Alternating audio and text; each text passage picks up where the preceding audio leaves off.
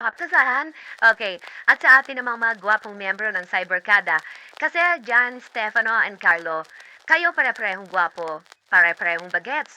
Pero isang araw, expecting nyo na baka mamaya may magsulat ng pro Carlo or pro Jan, maiiwan si Stefano. Hindi kaya maapektuhan ang pagkakaibigan ninyo ng mga intriga, Jan? Hindi naman po kasi solid friendship namin. Solid. Gano'n ka solid? As in tight? Opo.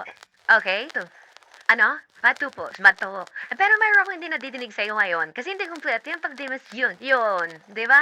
Yun. Buti daw sa bata-bata, hindi mo sinabing, ang usap naman dito, yun. Buti hindi mo sinabi yan, di ba? And Stefano, okay na ba sila ni Jan? Okay na ba tong dalawa para kay Uter nung si Camille? Oh, bakit? Ako naman nakikinig lang sa mga chismis eh. Totoo ba yun? Ewan ko po kay Camille. Pero sa palagay mo, bilang kapatid ni Camille, sino mas nararamdaman mong mas malapit sa puso ni Camille sa dalawa? Siya po. Ako po. Hindi. Pares naman, siyempre, utol kayo, di ba? Pares naman po sila. Dalawa, magiging boy dahil Camille, ang sabihin ng friends. Dapat lang, dahil mga bata pa, hamuha. Okay? Thank you so much. Maraming salamat. Mababalik ko kami agad.